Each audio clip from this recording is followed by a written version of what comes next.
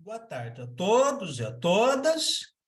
Hoje iniciaremos um novo curso, a Poesia e o Cinema, que tem como objetivo o estudo das técnicas da linguagem cinematográfica e a sua relação com a poesia.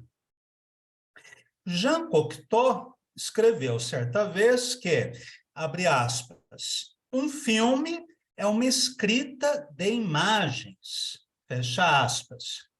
E Alexandre Arnaud afirmou que, aspas, o cinema é uma linguagem de imagens, com o seu vocabulário próprio, a sua sintaxe, flexões, elipses, convenções e gramática, fecha aspas.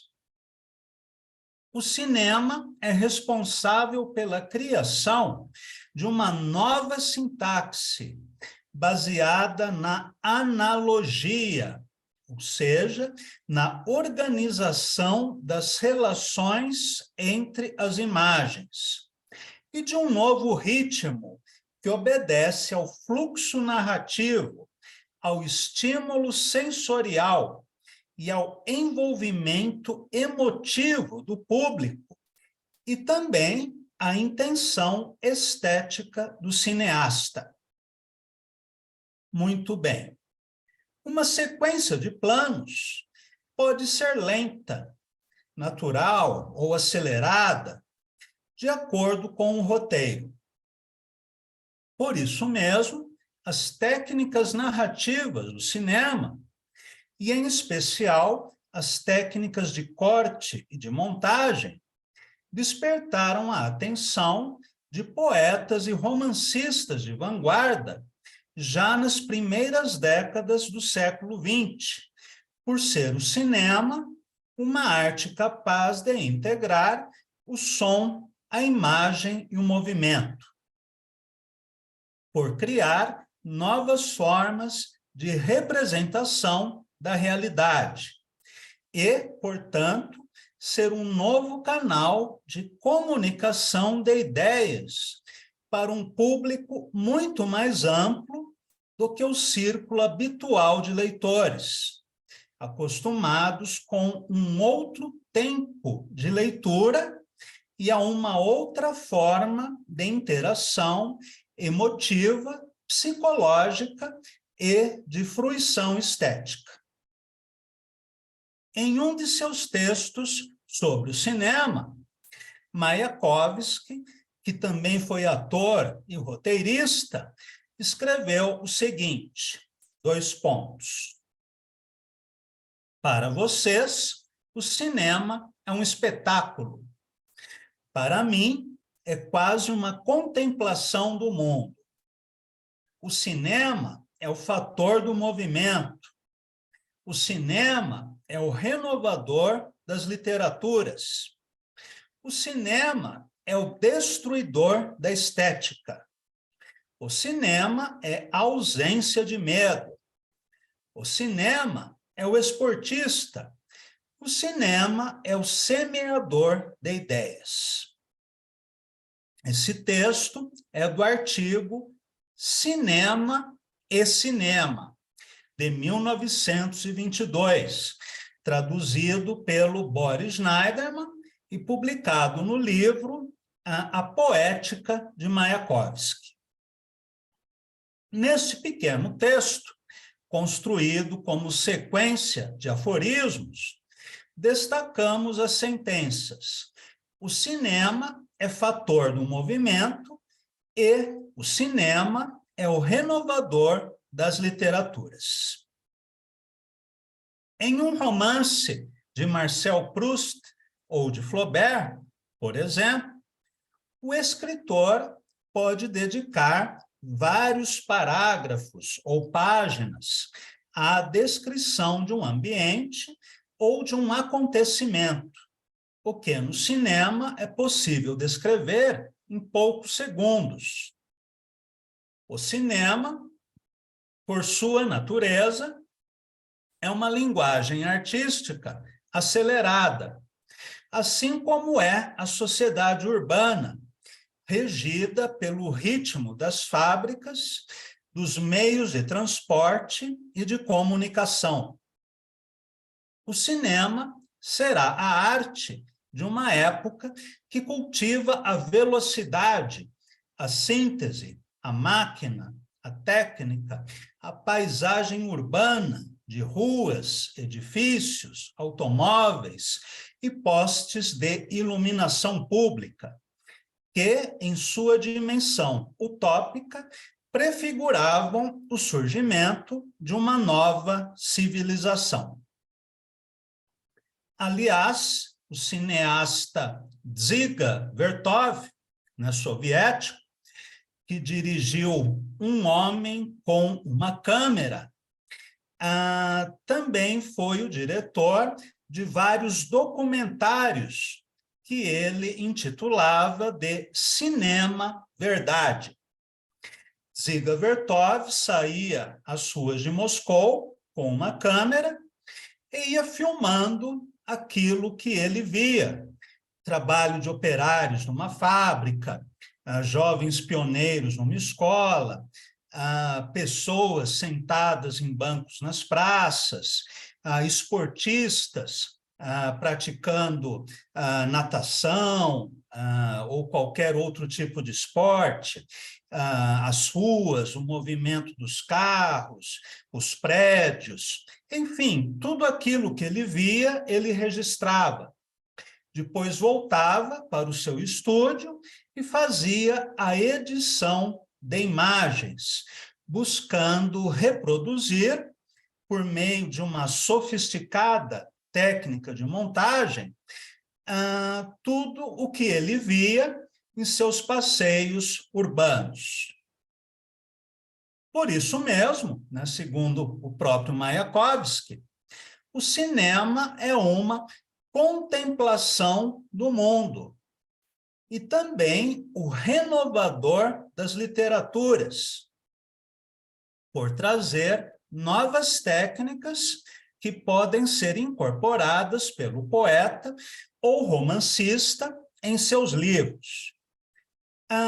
Nas próximas aulas, nós vamos ler e comentar vários textos literários de Oswald de Andrade, como as Memórias Sentimentais de João Miramar, Clarice Lispector, Perto do Coração Selvagem, James Joyce, no Finnegan's Wake, o próprio Mayakovsky e vários outros poetas e prosadores.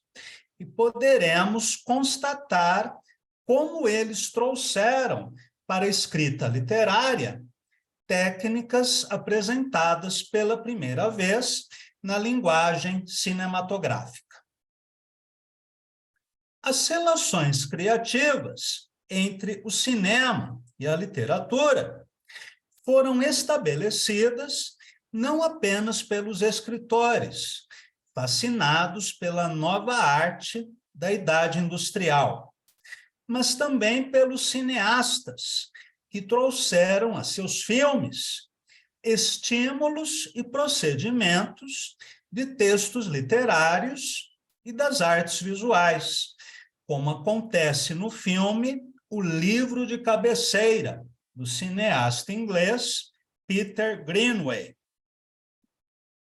inspirado numa obra da escritora japonesa Sei Shonagon, também traduzida como O Livro do Travesseiro.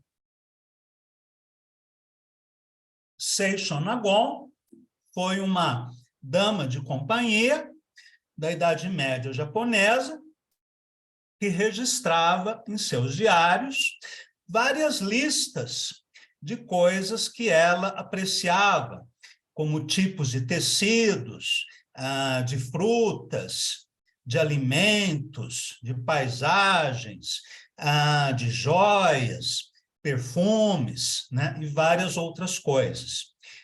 Sei Shonagon, ao lado de Leiji Murasaki, que escreveu Genji Monogatari, foram as fundadoras da literatura japonesa, já que até então os eruditos, intelectuais e escritores japoneses preferiam utilizar o chinês como idioma literário.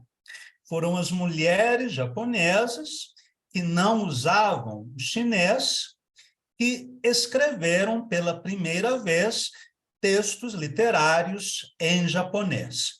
Mas este é apenas um parênteses, comentando o filme de Peter Grimm. No curso A Poesia e o Cinema, nossa proposta é discutir como a linguagem do cinema está presente nas formas da poesia e da prosa modernas e contemporâneas, a partir da leitura e discussão de poemas e textos em prosa, né, de vários autores. Como apoio teórico às aulas, comentaremos também textos do filósofo alemão Walter Benjamin, a obra de arte na época de sua reprodutibilidade técnica. Alguns traduzem como a obra de arte na época de sua reprodução técnica. Do cineasta soviético Sergei Eisenstein, o princípio cinematográfico e o ideograma. Este ensaio integra o volume Ideograma, organizado pelo Haroldo de Campos. Do próprio cineasta inglês Peter Greenaway, o livro Cinema, 105 anos de texto ilustrado, artigos de Jean-Luc Godard e o livro de Maria Esther Maciel, Textos à Flor da Tela. Bem, como todos sabem, os irmãos Lumière criaram em 1895 o cinematógrafo, máquina portátil à manivela, capaz de registrar uma série de fotogramas em determinada sequência e depois projetá-los, criando assim imagens em movimento que contam uma história. Esta é a gênese do cinema, que irá se desenvolver a partir das décadas de 1910 e 1920, tornando-se uma arte da sociedade industrial, transformando completamente a produção, transmissão e recepção de uma obra artística e o próprio conceito de arte. Antes de falarmos sobre os principais conceitos da linguagem cinematográfica e traçarmos um paralelo com a escritura poética e a ficcional, porém, gostaria de conversar com vocês a respeito da primeira reflexão filosófica aprofundada sobre o cinema, apresentada por Walter Benjamin no livro A Arte na época de sua reprodução técnica. Vamos ler, então, algumas passagens do livro. 2 pontos, aspas. Com a xilogravura, as artes gráficas tornaram-se pela primeira vez tecnicamente reprodutíveis, muito antes que a imprensa prestasse o mesmo serviço para a palavra escrita. São conhecidas as gigantescas transformações provocadas na literatura pela impressão, a reprodução técnica da escrita. Mas ela representa apenas um caso especial, embora de importância decisiva, de um processo histórico mais amplo. A xilogravura, na Idade Média, A xilogravura, na Idade Média, seguem-se a estampa em chapa de cobre e a água forte, assim como a litografia ou litogravura no início do século XIX. Com a litografia, a técnica de reprodução atinge uma etapa essencialmente nova.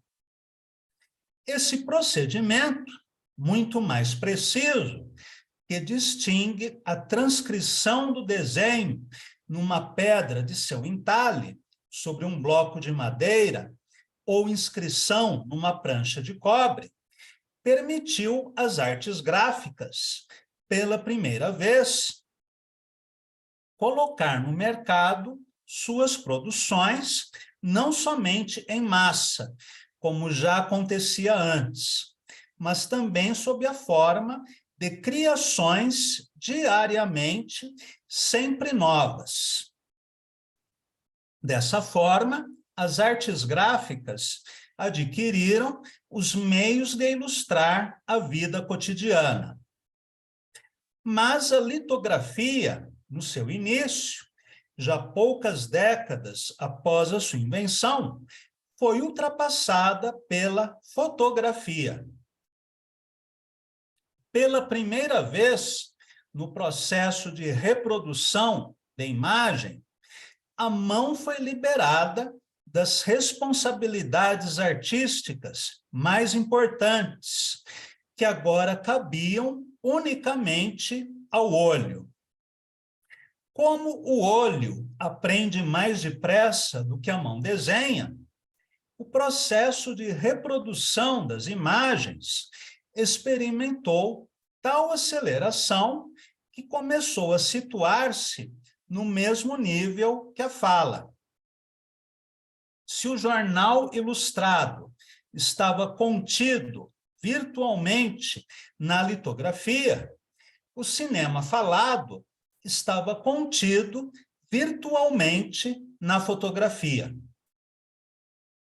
A técnica de reprodução retira do domínio da tradição o objeto...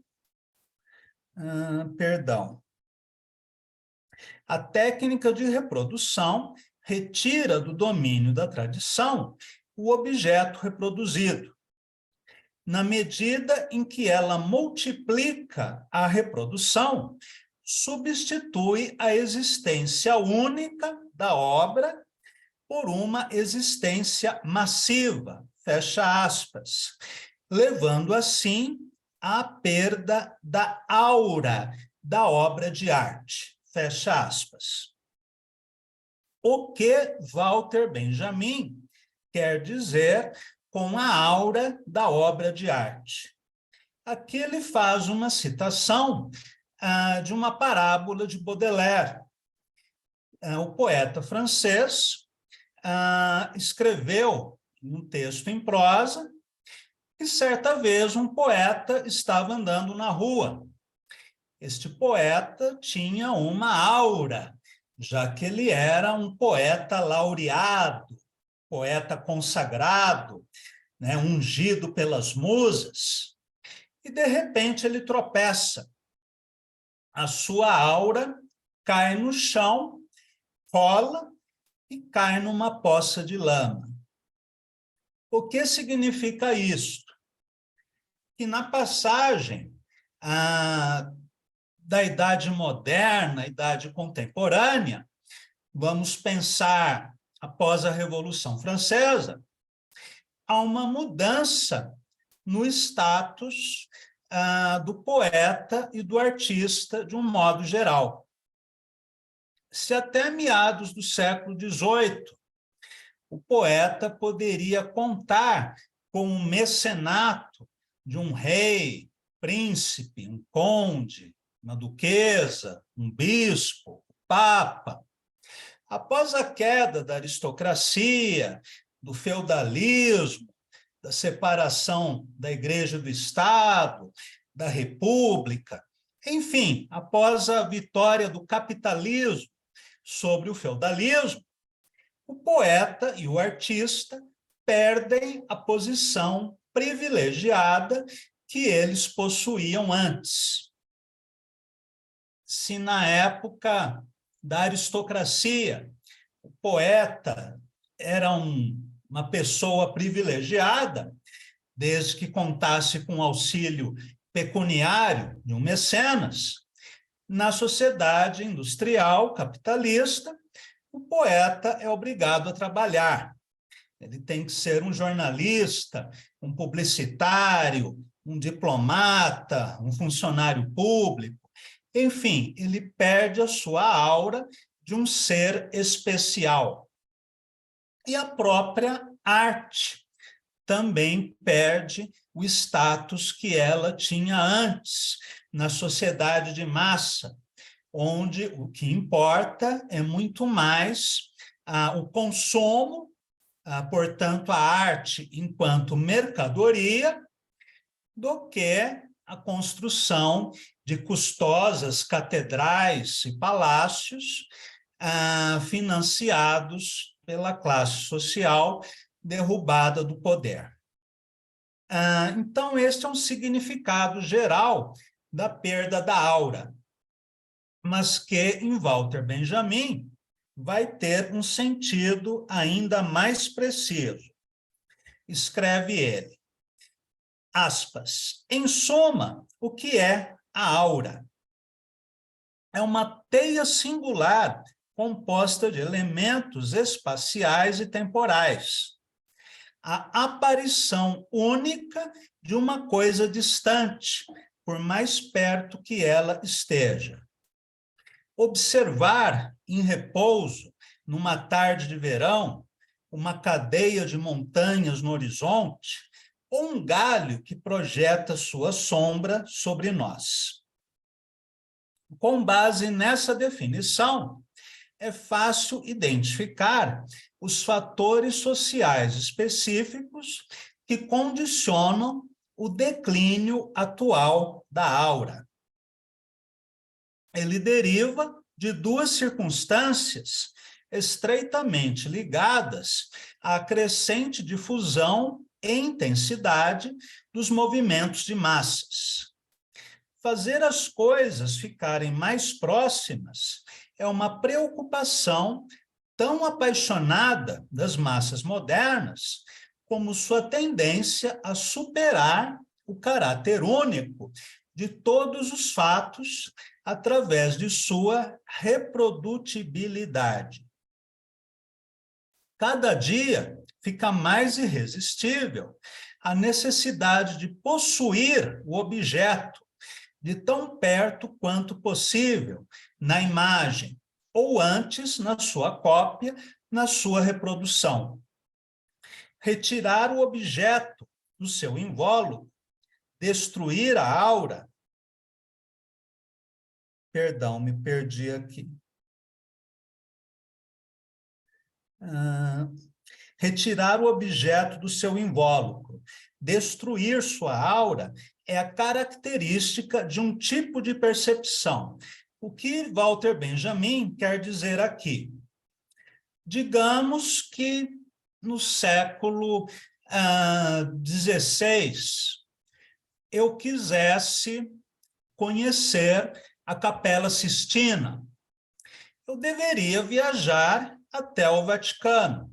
Claro, deveria ter posses e pertencer a uma classe social que me permitisse fazer uma viagem até o Vaticano para conhecer a Capela Sistina in loco. Não havia outro modo de eu conhecer a Capela Sistina. Graças aos meios de reprodução da imagem, como o cinema, a fotografia, a litografia, a imprensa, eu posso ir no cinema e assistir a um documentário sobre a Capela Sistina. Posso ver isso no YouTube, posso ir na banca de jornal e comprar um fascículo sobre Michelangelo que traz reproduções de imagens da Capela Sistina.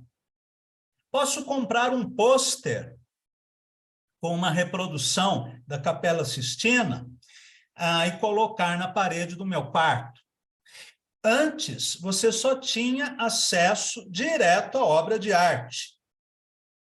Se eu quisesse conhecer a Mona Lisa, eu teria que ir até o Museu do Louvre. Perdão. Se eu quisesse conhecer o Coliseu, teria que viajar a Roma. O Pártenon, teria que viajar à Grécia. A partir do momento em que os meios tecnológicos permitem a reprodução gráfica de obras de arte, esse deslocamento se torna desnecessário. E a obra de arte perde a sua aura, ou seja, perde seu caráter único. Antes da invenção dessas novas técnicas, a Mona Lisa era única. Só havia a Mona Lisa pintada por Leonardo da Vinci no Museu do Louvre. A partir do momento que nós temos a fotografia e outros meios de reprodução, a Mona Lisa perde a sua aura, perde o seu caráter de obra única, e a possibilidade de imprimir milhares ou milhões de cópias é algo permitido, né, pelas novas técnicas. Então, eu posso, se quiser, imprimir 100 mil cópias fotográficas ou em forma de pôster da Mona Lisa. Isso significa a perda da aura da obra de arte, segundo Walter Benjamin. Continuando. Na medida em que a técnica permite a reprodução vir ao encontro do espectador, em todas as situações, ela atualiza o objeto reproduzido. Esses dois processos resultam num violento abalo da tradição, um abalo da tradição que constitui o reverso da crise e renovação atuais da humanidade. Esse texto é da década de 20. Eles se relacionam intimamente com os movimentos de massa em nossos dias. Seu agente mais poderoso é o cinema. A unicidade da obra de arte é idêntica à sua inserção no contexto da tradição. A forma mais originária de inserção da obra de arte no contexto da tradição se exprimia no culto. As mais antigas formas de arte, como sabemos, surgiram a serviço de um ritual, inicialmente mágico e depois religioso. Em outras palavras, o valor único da obra de arte autêntica tem sempre um fundamento teológico, por mais mediatizado que seja. Ele pode ser reconhecido como ritual secularizado, mesmo nas formas mais profanas do culto do belo. Eu vou dar uma pausa aqui. Por que Walter Benjamin faz essa relação entre a arte e o ritual? Se nós pensarmos no surgimento da poesia, por exemplo, ela nasce junto com o canto. Nos cultos rituais dos povos anteriores à escrita. Vamos pensar nos índios brasileiros, pré-colombianos, iorubás, esquimós e vários outros, que em seus rituais religiosos utilizavam o canto, ou seja, a poesia cantada, com acompanhamento instrumental, a coreografias, vestes rituais, tatuagens, joias, ornamentos, enfim, uma série de linguagens artísticas que estavam reunidas para a realização do ritual. e esse ritual era único. Quando Walter Benjamin fala no ritual secularizado, ele está comparando a obra de arte anterior à reprodução técnica, quando ela tinha esse caráter de obra única, né? De objeto único, portanto, de um ritual secularizado e irrepetível. Vamos voltar ao texto. Essas formas profanas do culto do belo, surgidas na Renascença e vigentes durante 3 séculos, deixaram manifesto esse fundamento quando sofreram seu primeiro abalo grave. Com efeito, quando o advento do primeiro meio de reprodução, verdadeiramente revolucionário, a fotografia contemporânea do início do socialismo, levou a arte a pressentir a proximidade de uma crise, que só fez aprofundar-se nos 100 anos seguintes. Ela reagiu ao que se anunciava com a doutrina da arte pela arte, que é uma teologia da arte. Aqui, Walter Benjamin se refere a várias teorias esteticistas da segunda metade do século XIX, inclusive a poesia pura de Valéry, ou as ideias de Oscar Wilde, que, de certo modo, foram ideias defensivas que buscavam recuperar, né, o ideal da arte como uma coisa elevada, né, algo possuidor de uma aura, em oposição à sociedade industrial e à cultura de massa. Voltando ao texto.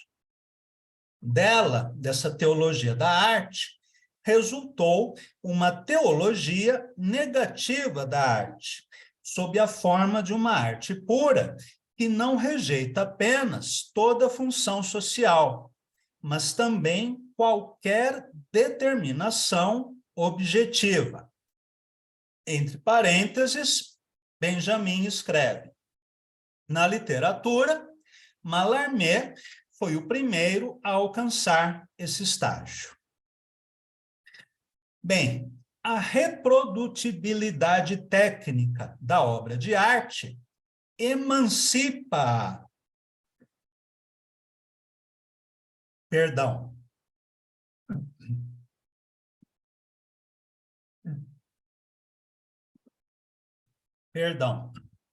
a reprodutibilidade técnica da obra de arte emancipa pela primeira vez na história de sua existência parasitária no ritual.